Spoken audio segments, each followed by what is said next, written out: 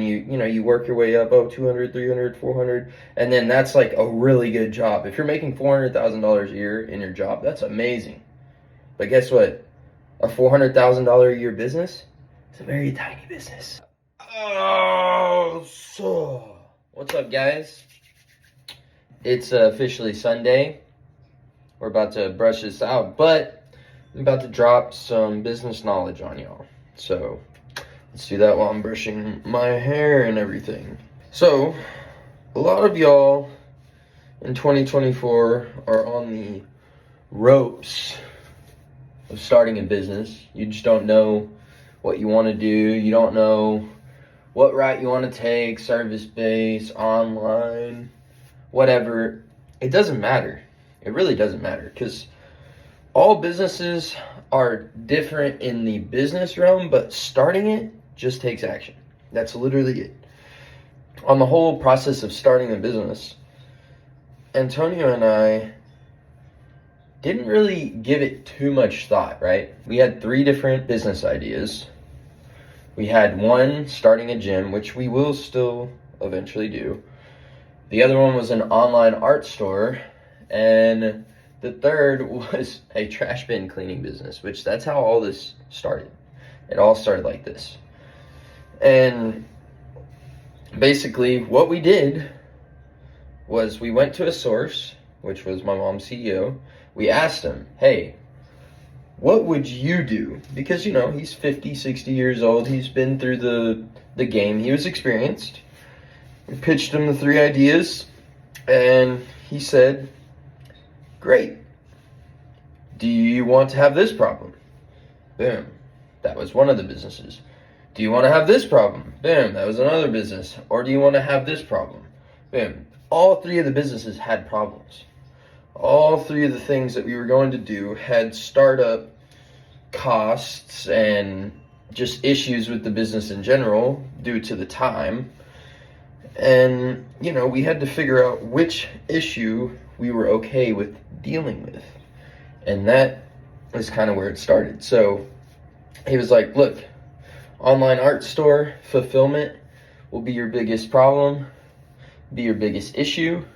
With the gym, of course, purchasing of the equipment will be a big problem, but also knowing if you are going to be able to retain customers for a long period of time. So that being said, we didn't know anything about the gym space, so we didn't know if we were actually going to be able to do that.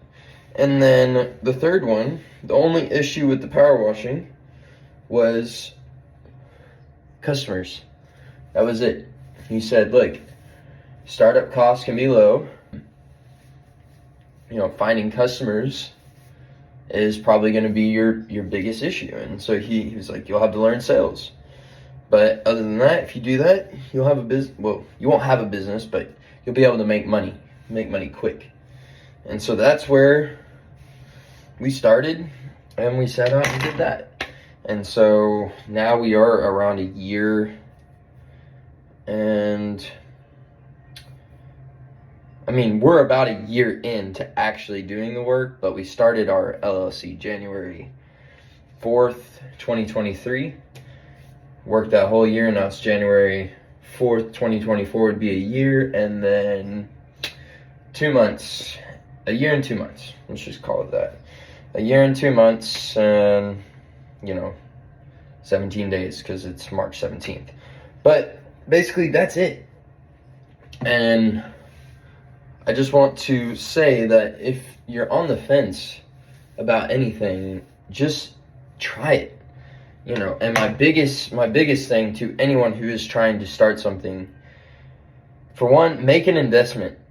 Spend some of your money that you would normally spend going out on the weekend or drinking or whatever you do with your money. Spend that and invest it in that thing, because for one, you will then become more attached to it. You'll be like, wow, okay, I've now invested money into this, so now I must put my time into it. That's step 1. Step 2, make sure that that is the thing that's top of mind. So if you're starting something and it's not what you're thinking about 80% of the time, don't do it, okay? Because the biggest thing is that must be your main thing. I quit my job as an engineer, working 8 months. I had worked 8 months as an engineer and quit. Didn't even make it a full year. And I quit that to do this so that I could focus on it. And that is what most people try to do, is they try to juggle multiple things like side hustles. Side hustles have their own name for a reason. They're called side hustles because they're not actual businesses, because they just make you money on the side. That's not what I'm saying to do. I'm saying to go all in on this thing. You will be broke. You will be, financially unstable for a little while, but eventually it pays off. And so, just to give a little insight, within a year, we ended up making $100,000 in sales from our business. Just our business, nothing else. No other, hey, I'm working for Joe over here and he's paying me $15 an hour or anything like that. It was purely us going out selling, fulfillment, and then bringing in the cash. That is what we did. And so, it really just takes the effort, the effort from you being able to sit down with yourself and say, hey, look, where do I want to be in 10 years? Will this business that I'm working for get me there? If not, what business can I create to help me get there faster? That's it. That's all that a business does. It really, propels you along a lot faster than a job would. Because at the same time that you're putting in 40 hours a week for someone else, them telling you what to do, you could be putting in 40 hours a week for yourself, doing it for yourself, and seeing a lot more profit, a lot more growth, and you're actually building something for yourself. And that is, in my definition, more valuable. Because, again, my last boss was extremely smart. He understood business, and he taught me a lot about value.